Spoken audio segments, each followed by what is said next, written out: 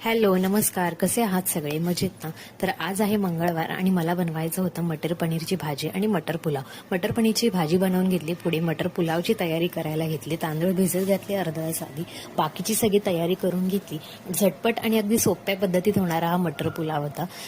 तांदूळ अर्धा तास आधी भिजत घातले होते, त्यामुळे तांदळावर 1 इंच मावेल एवढंच पाणी ओतलं होतं. बाहेर बघते तर काय वेदश्रीने एवढा पसारा करून ठेवला होता. तो सगळा आवरला आणि अगदी 2 शिट्टीत तयार होऊन माझा असा सुटसुटीत असा पुलाव तयार होता. जेवण वाढून घेतलं, वेदश्रीलाही जेवायला दिलं. तिलाही हा पुलाव खूप आवडला. ती मस्त एन्जॉय करत खात होती. जेवण झाल्यावर तिला थोडा वेळ झोपवला आणि मी आले आतमध्ये किचन आवरायला. किचन वगैरे सगळं आवरून घेतलं आणि थोडा आराम करून संध्याकाळी आम्ही निघालो बाहेर डीमार्टला. डीमार्टमध्ये गेलो, थोडं घरातील एसेन्शियल सामान घेतलं. थोडंफार सामान घेऊन घरी आलो आणि पुन्हा वेदश्रीला घेऊन बाहेर गेलो, कारण तिला आलेला घरी कंटाळा म्हणून मार्केटला घेऊन गेलो. सो असा गेला आजचा आमचा दिवस. बाय.